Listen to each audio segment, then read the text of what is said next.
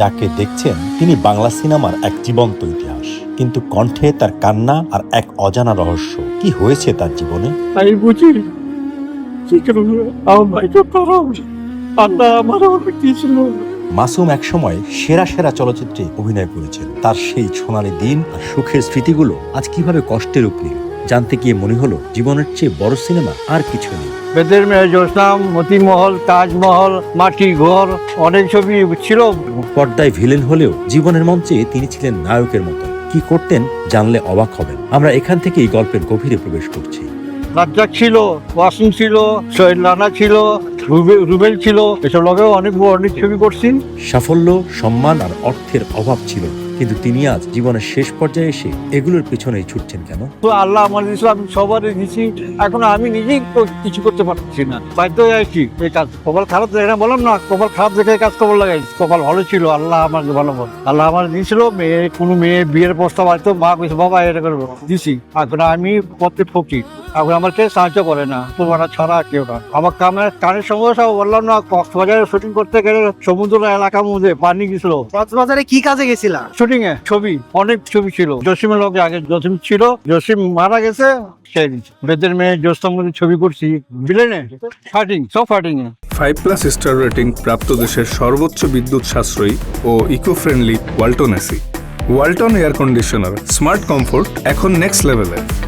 জসিমের লগে ছিলাম, জসিম মারা গেছে, আমরা বৃষ্টি ছেড়ে দিয়েছি। বেদের মেয়ে, জোসনাম, মতিমহল, তাজমহল, মাটি ঘর, অনেক ছবি ছিল, মনে নেই এখন। সব বিলেন, নায়ক না, সব বিলেনে। জসিমের লোকে ছিলাম, রাজ্জাক ছিল, ওয়াসিম ছিল, শহীদ রানা ছিল, রুবেল ছিল, এসব লগেও অনেক ছবি করছি। কষ্ট কাজ করতেছি, একটা আমি সিনেমা কাজ করছি। আমি অনেক ভাগ্য খারাপ দেখে আমি এই কাজ করতেছি, ফিল্মে বাদ দিয়ে এই কাজ মুখে ঢুকলাম। ছবি ছিল, ছবি অনেক টাকা ছিল, আল্লাহ আমার দিয়েছিল। গরিব মেয়ের সাহায্য করতাম, ভাগ্য খারাপ হয়ে দেখে এই কাজটা আমার বাধ্য হয়ে করতে হয়।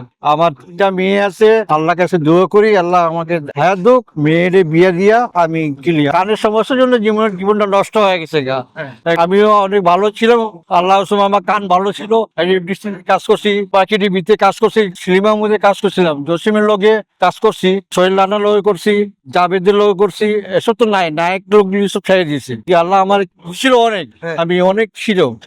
আমার ভাগ্য খারাপ দেখাই কাজটা করতে হয়। আমার মেয়ে আছে, মেয়ের বিয়ে দিতে হইব। মায়ের কেউ নয়, আমি একটা মায়ের সন্তান, আমি একলা। এলো অসম আল্লাহ আমার দিয়েছিল, আমি মায়ের সাহায্য করতাম, গরিব মেয়ের সাহায্য করতাম। ওসব তো আল্লাহ আমার দিয়েছিল, টাকা পয়সা সব দিকে অনেক ভালো ছিলাম।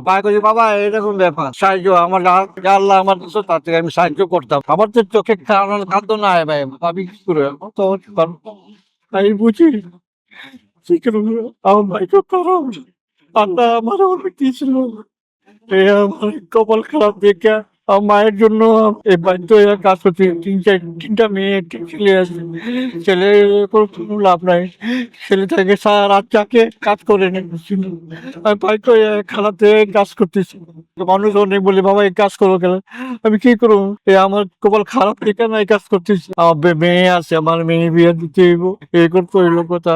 একসময় আমি অন্য মেয়ের বিয়ে দিতাম, সাহায্য করতাম, আল্লাহ আমার ছিল, অনেক ভালো ছিলাম। কোনো মেয়ে প্রস্তাব আইতো বিয়ার দিয়ে দিতাম, সাহায্য করতাম। আমার মেয়ের জন্য আপনি কষ্ট হয়েছে, অনেক কষ্ট করতেছি। এখন আমি মেয়ের বিয়ে যে দিব, আমি এই চিন্তা করি যে আমার কি করে না করে আমার মেয়ের অপেক্ষা করতেছে, আমার মেয়ের বিয়ে প্রস্তাব হয়, টাকা পয়সা নাই। তো আল্লাহ আমার ইসলাম সবারই দিচ্ছি, এখন আমি নিজেই কিছু করতে পারছি না, আমি কি করব। কঠিন তো, এটা কষ্ট অনেক কাজ।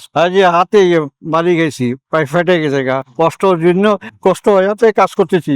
অনেক মানুষ বলে বাবা এই কাজ ছেড়ে দাও, আমার সাহায্য করবো এটা, আমার তো কেউ নাই। কাজ করতে হয়েছে ভালো কাজ, এখন ওই কাজের থেকে বাদ দেওয়াতে জীবিকা নির্ভর করার জন্য এই কাজটা বাইসা নিছে। আমগোর সাথে এক সময় অনেক ভালো কাজকর্ম করছে, ভালো পজিশনে ছিল। এখন কানের সমস্যার কারণে, এই কারণে সেই জন্য বাইর করে দেওয়ার পরে আমগো তেজগাঁও আইসা উনি কাজ কম কাজে বাধ্য হয়েছে, রঙের কাজ আর কি, এই গাড়ির রঙের কাজ। আরামের জীবনে উনি ছিল আগে, এখন কষ্টের ভিতরে আছে, বউ বাল বাচ্চা নিয়ে। তারপরও শেষ বয়সের সুখের জিন্দেগিটা, এইটা পৃথিবীতে সবার কপালে জোরে না। আগে সিনেমায় কাজ করছে, আগের জীবনে, বয়সকালের জীবনে, এখন তো বয়সের পরায় 80-র কাছে। কাছাকাছি। মানুষ হিসাবে তো ভালো, ঠান্ডা প্রকৃতির লোক আর কি, বুঝছেন নাকি, ঠান্ডা মেজাজের লোক। মানুষের প্রথম জীবনের কর্মের উপরে শেষ বয়সের জিনিসটা নির্ভরতা করে, ঠিক আছে। মানুষ যদি প্রথম জীবনে ভালো কর্ম করে আস্তে আস্তে সঞ্চয় করে, তাহলে শেষ বয়সে তার কারো কাছে যাইতে না আর কষ্ট করতে হয় না।